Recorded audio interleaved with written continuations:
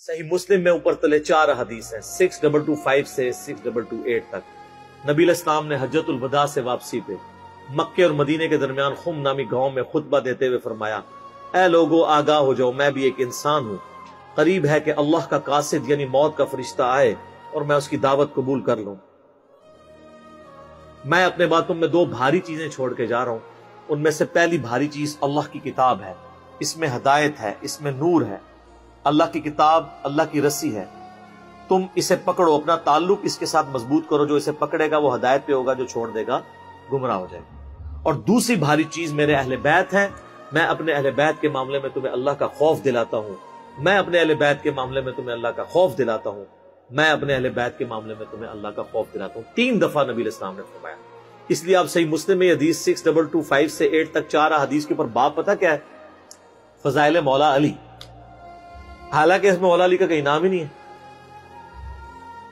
وہ اس لیے کہ مسلم شریف جب جن لوگوں نے اس کے اوپر تبویب کی، باب باندھے، امام نبوی کو پتا تھا یہ کس موقع پہ آپ علیہ السلام نے فرمایا، وہاں کون تھا، وہ آپ کو ڈیٹیل حدیث پھر ملے گی جامعہ ترمذی میں، اس کا ایک حصہ ڈیٹیل پوری ملے گی سنن نسائی الکبریٰ کے اندر، المستدرک للحاکم کے اندر، مسند امام احمد میں، اور مشکات میں بھی آپ کو 3 جلد میں ملے گا کہ نبی علیہ السلام نے اس موقع پہ جب یہ فرمایا نا، تو آپ علیہ السلام نے مولا علی کو بلا کے اپنے ساتھ کھڑا کر کے اپنا ہاتھ ان کے ہاتھ کے اوپر رکھ کے یوں صحابہ میں بلند کر کے کہا، من کنت مولاہ فہذا علی مولاہ۔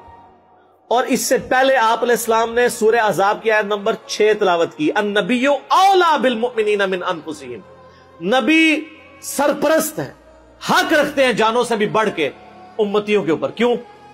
امتیوں کا کام ہے کہ نبی کو بچانے کے لیے اپنی جان دے دو، اتنا حق ہے، اپنے ماں باپ اولاد سب سے بڑھ کے عزیز سمجھنا ہے، جو بخاری مسلم میں حدیث ہے، سب سے زیادہ حق رکھتے ہیں۔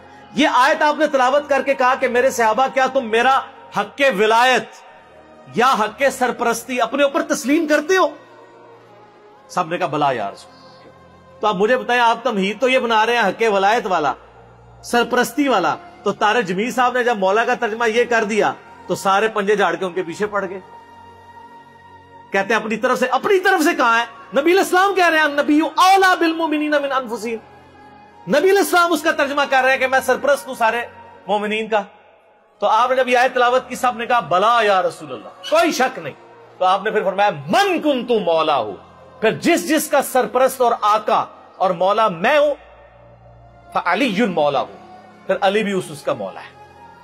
اور پھر آپ نے اسی حالت میں کہا، اے اللہ اس سے محبت رکھ جو علی سے محبت رکھ، اور اس سے دشمنی رکھ جو علی سے دشمنی رکھ۔ اور سر اس سے بڑھ کے تو مسلم کی حدیث ہے 240، علی سے محبت نہیں رکھے گا مگر مؤمن، علی سے بغض نہیں رکھے گا مگر منافق۔ پھر جو فضائل صحابہ احمد بن حنبل کی کتاب میں جو 2 حدیثیں ہیں مولا علی سے موقوفاً، کہ انہوں نے فرمایا کہ میری وجہ سے 2 فرقے گمراہ ہو جائیں گے اور 2 فرقے دوزخ میں چلے جائیں گے، ایک میری محبت میں غلوف کر کے اور ایک میری دشمنی میں۔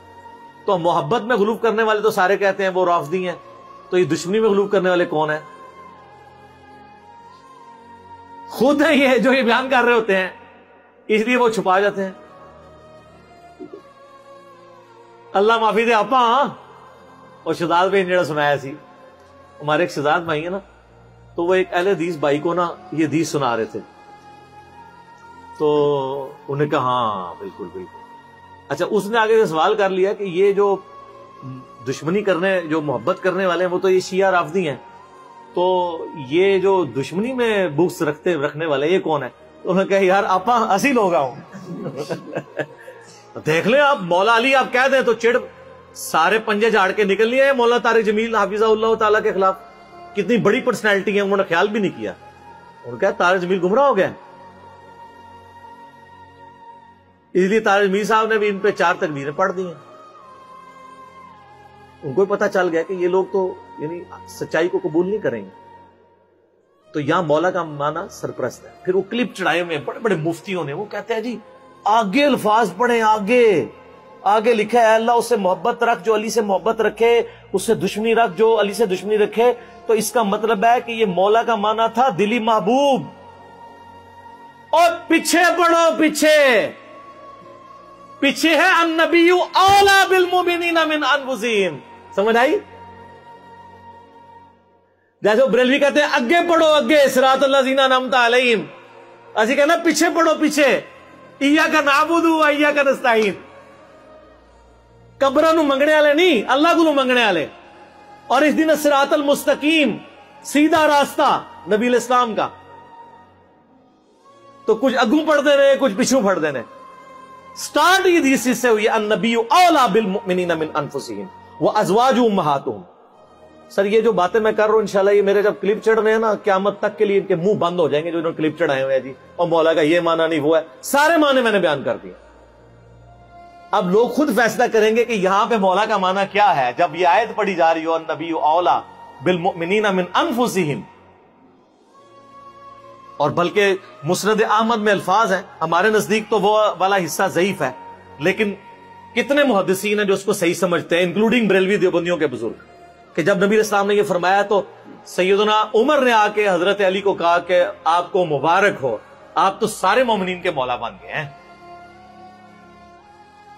تو حضرت عمر جب یہ کہہ رہے تھے کہ آپ کو مبارک ہو آپ مولا بن گئے ہیں، تو حضرت عمر کو بھی پتا تھا میں مولا ہوں، تو حضرت علی کو کہنا چاہیے تھا کہ یار مولا تو تم بھی ہو، سارے صحابہ سے محبت رکھنی چاہیے۔ حضرت عمر خود مولا نہیں تھے کیا؟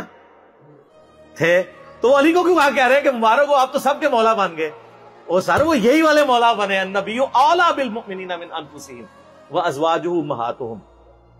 تو یہ اکثر کہتے ہیں کہ جی وہ علی مولا کہنے سے وہ جو ہے نا پھر وہ اس طرف لوگ چل پڑیں گے، تو سر وہ تو آپ اللہم صلی علی سیدنا و مولانا محمد پڑھیں گے تو وہاں تو مولا نہ ہے جو قرآن میں انت مولانا فانصرنا علی القوم الکافرین، تو آپ دروشی میں مولانا پڑھنا چھوڑ دیں گے؟